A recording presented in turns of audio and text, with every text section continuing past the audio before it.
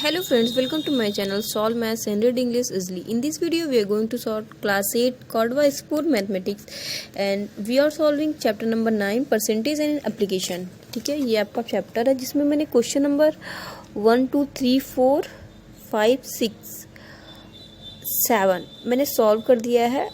7 का मैंने आपको एक्स से सॉल्व करने का मेथड नहीं बताया था। उस वीडियो में वो वीडियो स्टॉप हो गई थी, तो मैं इस वीडियो में आपको क्वेश्चन नंबर 7 बता देती हूँ कैसे आप एक्स से सॉल्व करेंगे। देखिए यहाँ पे मैंने सॉल्व किया है, ये मैंने 100 कंसीडर करके किया था और ये आपका एक्स कंसीडर करके है।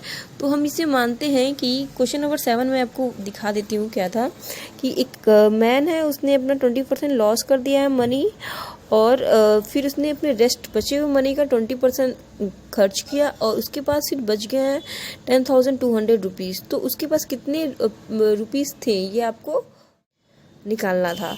तो ये था, तो मैंने ये 100 कंसीडर करके किया था कि उसके पास 100% पैसे हैं।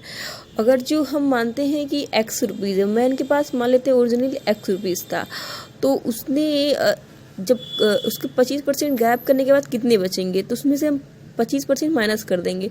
तो माइनस करेंगे एक्स का 25%, तो एक्स का 25% हमने निकाल लिया, 3/4x आया। सॉरी 3/4x नहीं आया, तो फिर हमने माइनस कर दिया है। ये देखिए यहाँ पे 25x/100 हो गया। फिर ये जो एलसीएम लेंगे तो 100x से 25x माइनस करेंगे तो 75x/100 जो 3/4x है। मतलब उसके पास लॉस करने के बाद पैसे कितने बचे, 3/4x। उसका उसने 20% खर्च किया, तो इसका हम 20% निकाल लिए, तो इसका 20% आया 15/100x। ठीक है, इतना उसने खर्च किया। तो उसके बाद बचे कितने मतलब इसमें से इसको माइनस कर देंगे तो हमें पता चला कितने बचे हैं। तो हमने इसमें से इसको माइनस किया, मनी लेफ्ट आफ्टर स्पेंडिंग, खर्च करने को इतने खर्च किए हैं और इतने थे उसके पास, तो 12x/20। तो ये और यही पैसे रुपीज़ में इतना दिया हुआ है, तो मतलब ये दोनों इक्वल होंगे। फिर इसको सॉल्व किया तो x की वैल्यू आपकी आ गई 17,000।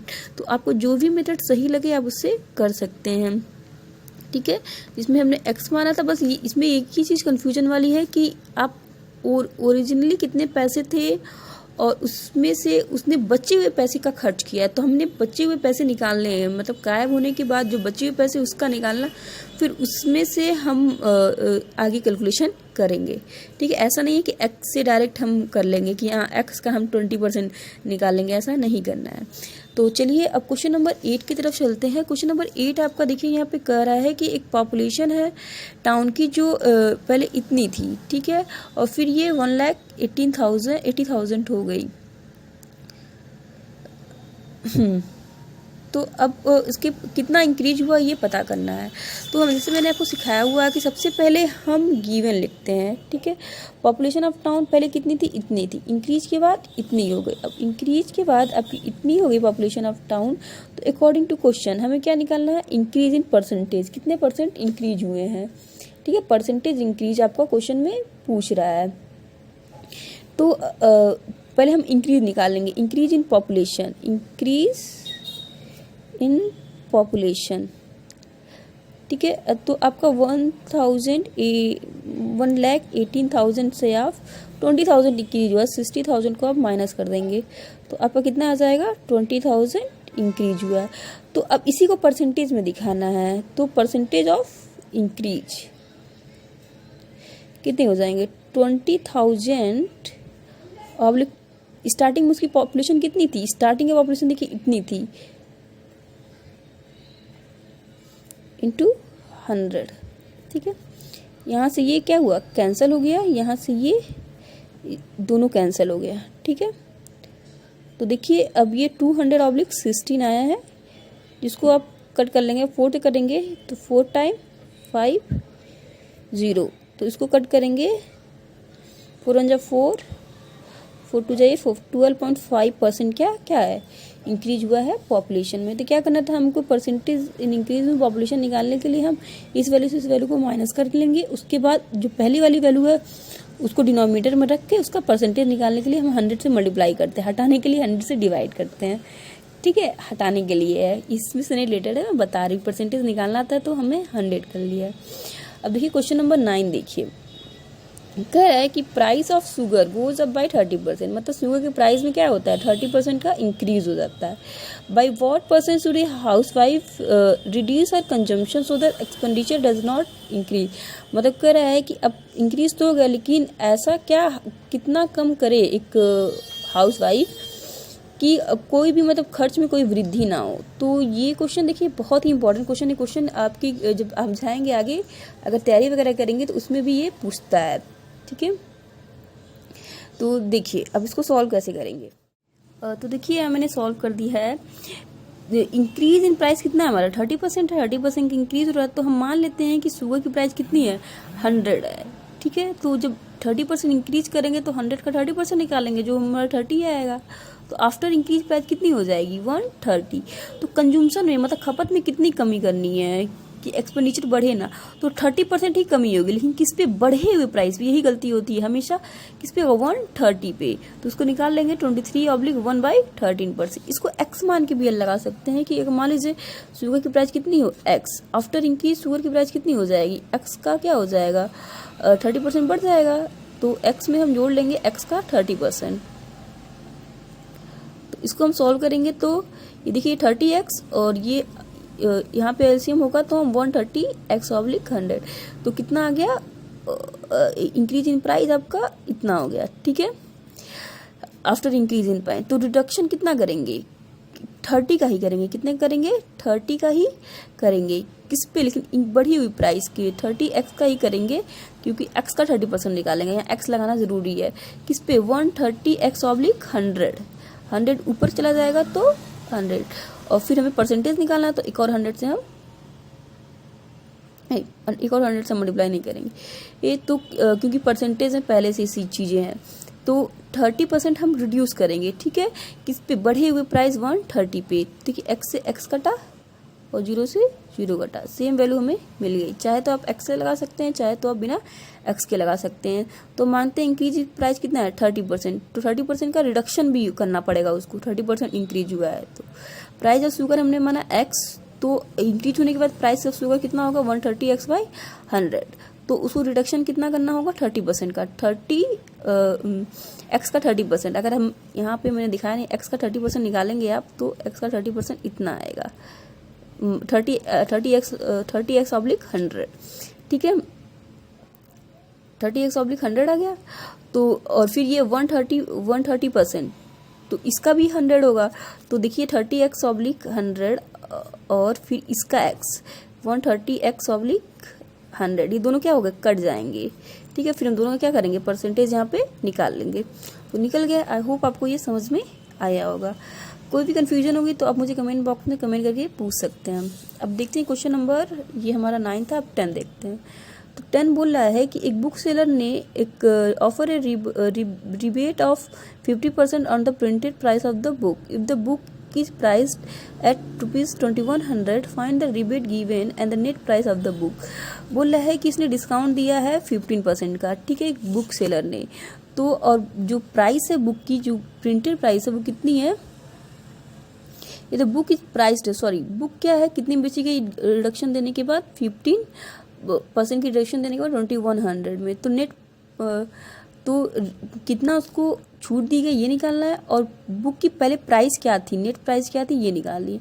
तो चलिए इसको लगा लेते। मैंने यहाँ पे गिवन लिख लिया है अकॉर्डिंग टू क्वेश्चन, ठीक है। आपको दोनों तरह से लगा सकते हैं 100 मान के भी और बिना 100। तो मानते हैं let the price of book be 100, original price या फिर प्राइस ऑफ सी होगा बुक इज इक्वल टू कितना हो गया ₹100% मान लेते हैं, 100 मान लेते हैं, ठीक है। तो ₹100 ही मान लेते हैं। अब उसके बाद आफ्टर रिबेट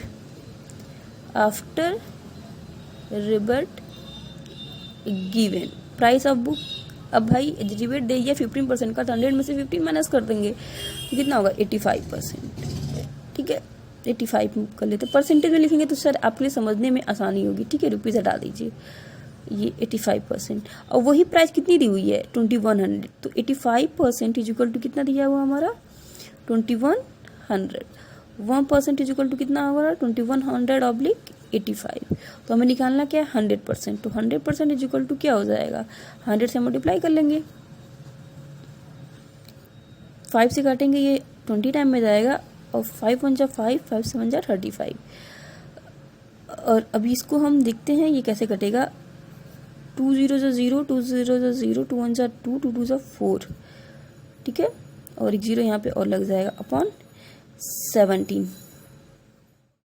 लग रहा है कि कुछ गलती हो रही है। एक बार क्वेश्चन फिर से देखते हैं हम। क्वेश्चन नंबर 10, देखिए आपको ऐसे गलत करेंगे तो आपको समझ में आएगा गलती कहाँ हो रही है। 50% का उसको छूट में, द बुक इज प्राइस्ड है, मतलब बुक का हमको लग रहा है ये प्राइस है, कि बुक की प्रिंटेड प्राइस है। तो find the rebate and the net price, मतलब जो सोल्ड किया गया है वो नेट प्राइस है। तो यहाँ पे बुक सोल्ड नहीं होगा, price of book, price of book इतना है। तो मीन्स हम मानते हैं let the price of book is 100%, after rebate given price of book क्या हो जाएगी 85%। तो जो 85% नहीं है, बुक क्या है 100% है, मतलब कि आपकी 100% दी हुई है। इसको मैं क्रॉस कर देती हूँ, ठीक है, मैं यहाँ सॉल्व करती हूँ। 100% आपकी कितनी दी हुई है 2100। तो आपको निकालना है पहले 15%, तो हम 15% निकाल लेते हैं अपॉन 100।